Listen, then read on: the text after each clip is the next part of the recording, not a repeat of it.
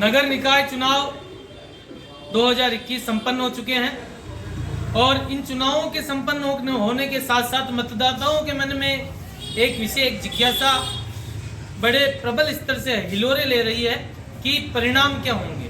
इन परिणामों के संदर्भ में खबर भीलवाड़ा के तत्वावधान में आज शहर के कुछ आम मतदाता, कुछ विशेष पार्टियों से जुड़े हुए लोग, कुछ दलों से जुड़े हुए लोग, कुछ विश्लेषक हमारे साथ हैं और आज खबर भीलवाड़ा की ओर से हम इस भीलवाड़ा के नगर परिषद इतिहास में पहली मर्तबा एग्जिट पोल जारी करने जा रहे हैं। एग्जिट पोल हमारे विशेषज्ञों की टीम द्वारा पिछले 7 दिनों के अथक प्रयासों और मेहनत से निष्पक्ष भाव से इकट्ठा किया गया है और ये एक महज आकलन है। हम ऐसा दावा भी नहीं करते कि जो हम एग्जिट पोल जारी कर रहे हैं वही एग्जिट पोल सत्य होंगे या वैसा ही परिणाम आएगा, किंतु यह एग्जिट पोल उन लोगों के द्वारा तैयार किया गया है जो लोग राजनीतिक समझ से अपना एक ओहदा रखते हैं, अपना एक पद रखते हैं।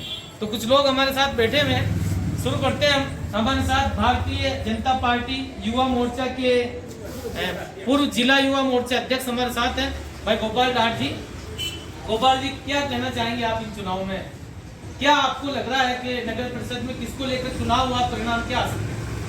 हमने स्थानीय मुद्दों के ऊपर चुनाव लड़ा है भारतीय जनता पार्टी ने और मुझे पूर्ण विश्वास है कि इस बार हमारी फिर एक बार नगर परिषद में भारी मतों से सरकार बनने जा रही है और 55+ का हमारा लक्ष्य है।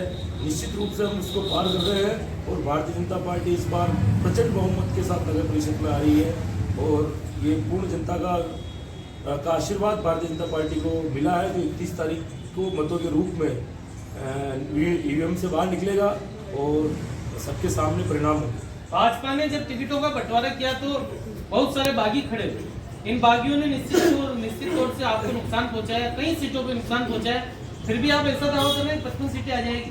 बिल्कुल, आपका आकलन सही है। चुनाव वो उम्मीदवार सिर्फ एक को ही बनाया जा सकता है, टिकट एक को ही मिल सकता है।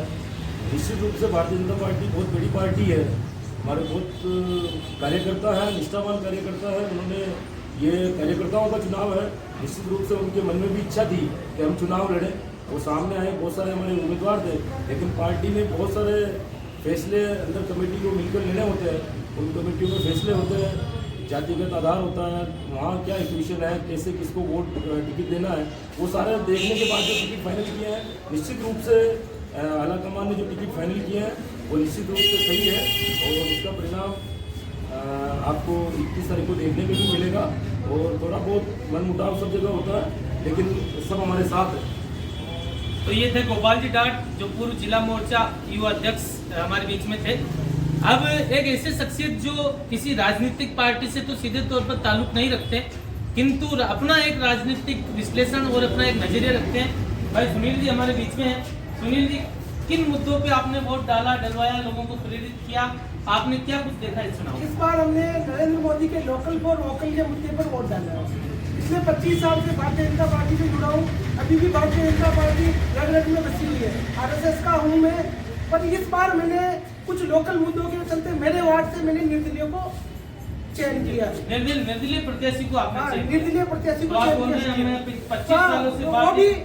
वो भी बीजेपी की पूर्व महिला अध्यक्ष है और अच्छी कार्यकर्ता है और इस बार उसकी पूरी जीतने की उम्मीद है। उसके सामने जिसको बीजेपी ने टिकट दिया है वो 5 साल से पूरे मोहल्ले में कुछ कार्य नहीं किया है और मोदी जी का एक ही है लोकल फॉर वोकल। लोकल में जो काम कर सकता है वही बीजेपी का असली कार्यकर्ता है। यानी आप व्यापारी, बिजनेसमैन, मोदी जी ने जिसे कहा लोकल फॉर वोकल, तो आपने उसी स्लोगन को यहाँ लागू कर दिया। बिल्कुल, अपने वार्ड प्रत्याशी के रूप में। तो आपने व्यक्तिगत रूप से मत दिया? बिल्कुल, व्यक्तिगत रूप से मत दिया, मैंने भी दिया और मेरे पूरे वार्ड में उनको वोट दिया। व्यक्तिगत रूप से हमारे पास ही वार्ड में जियो वाले ने गार्डन में टावर लगा दिया, जिसमें हमारे विधायक सांसद कोई कार्य नहीं कर सका, उस टावर को नहीं हटा सका। उस महिला मोर्चा की अध्यक्ष उन्होंने खुद अपने उनका रेखा बुन की है और उनको ही हमने मतदान किया है। प्लस बीजेपी के करीब सारे कार्यकर्ताओं ने हमारे मोहल्ले के उनको ही वोट किया। व्यक्ति से, उनका व्यक्तित्व से प्रभावित होकर वार्ड के लोगों ने उन्हें मतदान किया। तो देखिए, सच्चे मायनों में वार्ड का मतदान यही है कि जब व्यक्ति से प्रत्याशी अपनी योग्यताएं रखता है और उन योग्यता की अर्हताओं के आधार पर उन्हें मत दिया जाता है, तब असली चुनाव, लोकल चुनाव इसे कहा जा सकता है। इसी के साथ में जामर साहब हमारे साथ हैं। आप भी प्रत्यक्ष रूप से तो किसी पार्टी से इतना ताल्लुकात नहीं रखते, किंतु फिर भी अपना एक राजनीतिक दृष्टिकोण रखते हैं, व्यापारी हैं। जी जामर साहब। मैं पूर्व में भी नरेंद्र मोदी का फैन रहा हूँ जी। तो हमेशा बीजेपी को वोट देता हूँ, लेकिन पिछले जो हमारे यहाँ ज्योति आशीर्वाद पहले 5 साल बनी थी, लेकिन उसने कोई काम नहीं किया। तो अभी हम एक ज्योति आशीर्वाद भारतीय जनता पार्टी। अभी भारतीय जनता पार्टी का ही कोई बागी राजू भैया साड़ी वाले हैं, तो उनकी पत्नी सुशीला जैन खड़ी हुई, उनको हमने वोट किया। तो इसी वजह से कि भाई पिछले बीजेपी ने हमने लोकल के हिसाब से व्यक्ति से आपने भी चयन किया, व्यक्तित्व से प्रभावित होकर आपने चयन किया। तो देखिए इसमें चुनाव में बड़ा मुद्दा ये, तो खबर भीलवाड़ा जो अपना चुनावी एग्जिट पोल जारी करने जा रहा है, चुनावी एग्जिट पोल में आप देख सकते हैं कि ये भीलवाड़ा के इतिहास में पहली बार हो रहा है जब नगर परिषद की 70 सीटों पर एग्जिट पोल जारी किए जा रहे हैं। हमारे एग्जिट पोल के अनुसार भारतीय जनता पार्टी एक बार फिर बहुमत के आंकड़े को छू रही है, प्राप्त कर रही है और सबसे बड़ी पार्टी बनकर इन चुनावों में उभरी है। और भारतीय जनता पार्टी को 34 से 37 सीटें इस वक्त हमारे एग्जिट पोल में मिल रही है। इसके बाद में हम बात करें तो कांग्रेस पार्टी जिसने अपना खराब प्रदर्शन दिखाया था, वह कांग्रेस पार्टी एक बार फिर से मैदान में आ खड़ी हुई है और कांग्रेस पार्टी को 23 से 27 सीटें इस नगर परिषद चुनाव में प्राप्त हो रही है। साथ ही अन्य की जो सीटें निर्दलीय और अन्य पार्टियों को मिलाकर 8 से 10 सीटें निर्दलीयों को मिल रही है और 8 से 11 सीटें निर्दलीय को प्राप्त हो रही है। और ये एग्जिट पोल कुछ ही समय में आपके मोबाइल, व्हाट्सएप आदि पे आपको मिल जाएगा। मैं सीताराम सोनी, संपादक खबर भीलवाड़ा। धन्यवाद।